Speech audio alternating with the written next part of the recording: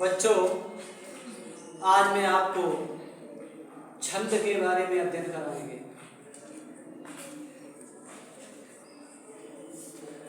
छंद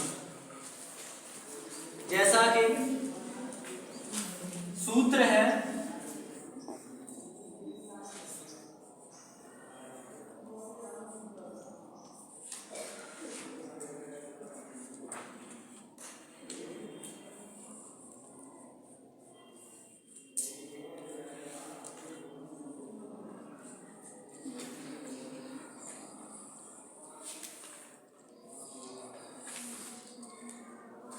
यदाक्षर परिमाणम तच्छंदा।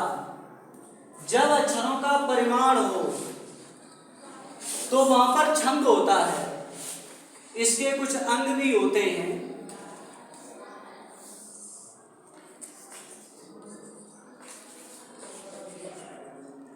जैसे मात्रा,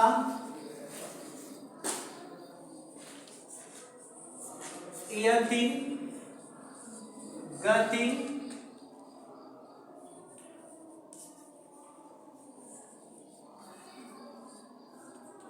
पद या चरण। मात्रा, सबसे पहले आप ध्यान देंगे मात्रा किसे कहते हैं। पिंगल शास्त्र में मात्रा को लघु और गुरु के रूप में जाना जाता था।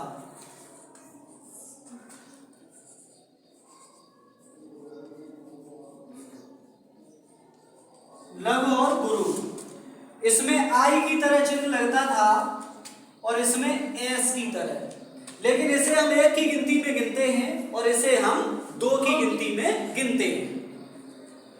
आई और एस की तरह चिन्ह लगाएंगे, लेकिन इन्हें लघु और गुरु। लघु का मतलब जो धीमी आवाज में जो अक्षर बोला जाता है, ह्रस्व वर्ण होता है, उस पर एक मात्रा लगती है, और जो दीर्घ आवाज वाला वर्ण होता है उस पर गुरु का चिन्ह लगता है एस की तरह, और इसे हम दो की गिनती में गिनते हैं। जैसे मैंने एक शब्द दिया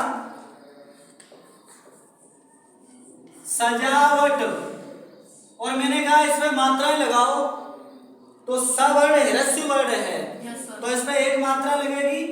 जा वर्ण दीर्घ है तो इस पर गुरु का निशान लगेगा, वहां पे लघु का, इस पर लघु का। तो मात्राओं की संख्या हो गई 1 2 3 1 4 और 1 5। कितनी मात्राएं हो गई? 5। बोलो बच्चों, आया समझ में? Yes sir. बहुत अच्छे। अब हम बात करते हैं यति। यति का मतलब होता है छंद को पढ़ते समय। छंद को पढ़ते समय जो रुकने की प्रक्रिया होती है, जो रुकने की प्रक्रिया होती है उसे हम यति या विराम कहते हैं। या तो यति कहेंगे या विराम कहेंगे। गति, गति का मतलब होता है स्पीड, यानी चाल। जो छंद आप पढ़ते हैं कितनी स्पीड से पढ़ रहे हैं, कितनी धीमे पढ़ रहे हैं, कौन सी गति से पढ़ रहे हैं, उसका वर्णन आता है। पद या चरण, इसे स्टेप बोलते हैं। जैसे कोई पद होता है, किसी में 4 चरण होते हैं, किसी में 6 चरण होते हैं, अलग अलग चरण होते हैं, उसका वर्णन इसमें मिलता है।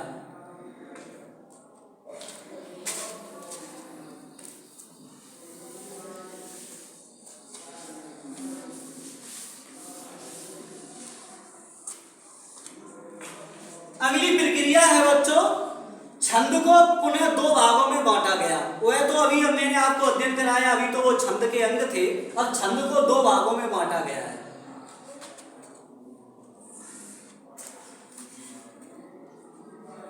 नंबर 1 है वार्णिक छंद,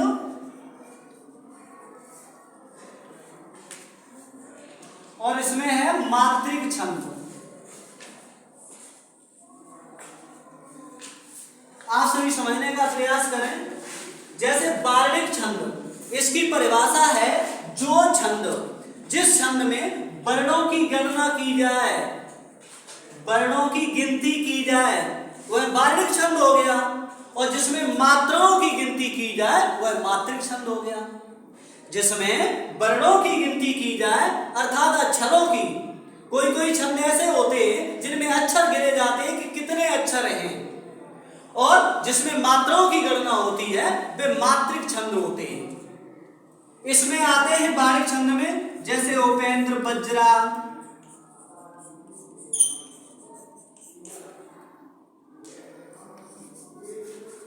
बसंतिल का,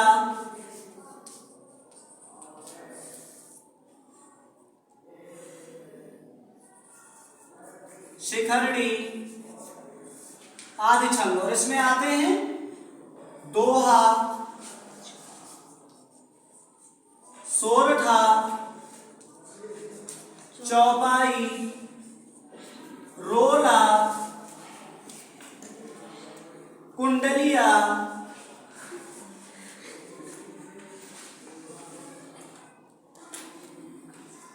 आदि। मात्रिक छंद में ये आते हैं और बारिक छंद में ये आते हैं।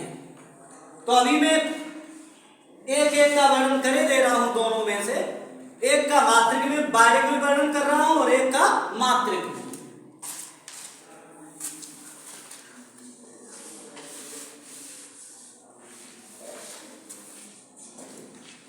बारिक में है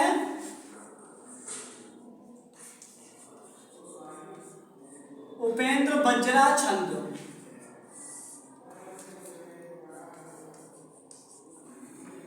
प्रत्येक चरण में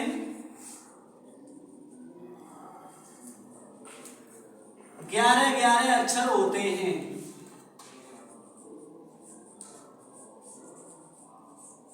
कैसे सीखेंगे आप? प्रत्येक चरण में 11-11 अक्षर होते हैं, 4 चरण होते हैं।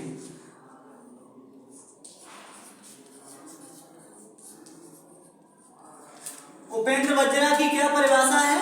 इसमें 4 चरण होते हैं।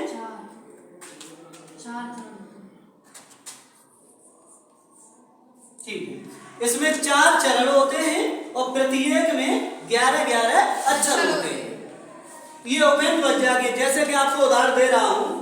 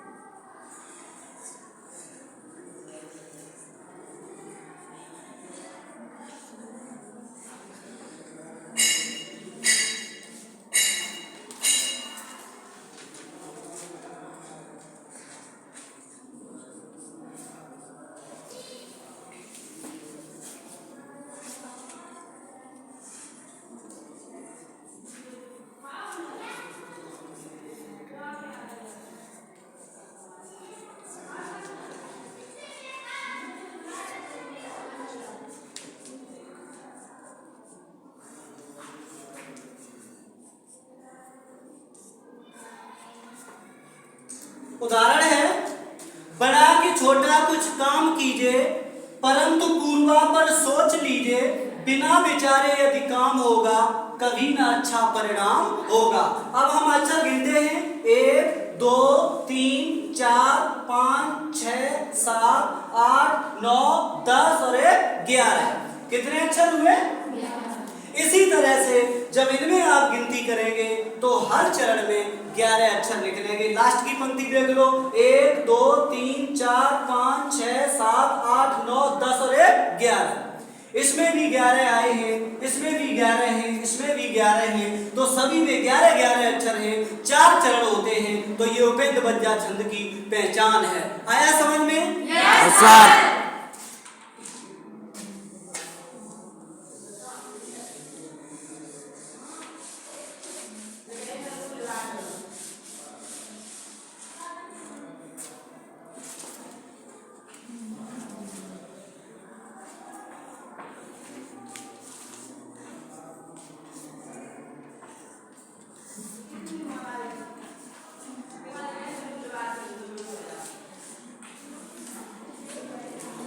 मात्रिक छंद में दोहा छंद है, यह अर्ध सममात्रिक छंद होता है। इसमें 4 चरण होते हैं और अर्ध सममात्रिक छंद होता है।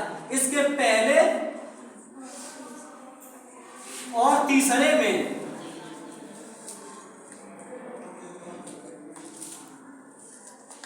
तेरह तेरह, दूसरे और चौथे में 11-11 मात्राएं होती हैं। अर्धसम्मात्रिक छंद है, 4 चरण होते हैं। पहले और तीसरे में 13-13, दूसरे और चौथे में 11-11 मात्राएं होती हैं। कैसे उदाहरण के द्वारा स्पष्ट करेंगे।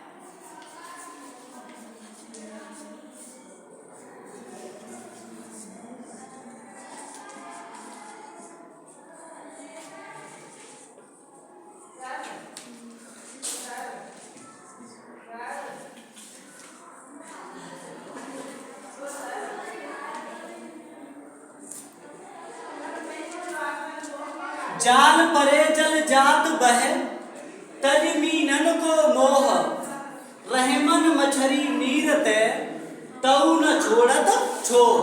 मात्राएं लगाएंगे। जाल गुरु का चिन्ह लगेगा और फिर लघु का लगेगा। आया समझ में?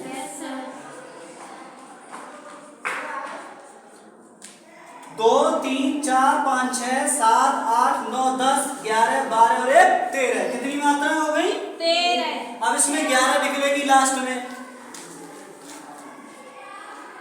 मीनन को मोह, 1 2 2 4 5 6 7 8 9 10 और 1 11।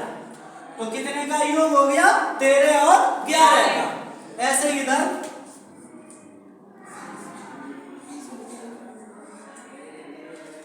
2 3 4 5 6 7 8 9 10 11 12 13। कितनी हो गई? 13।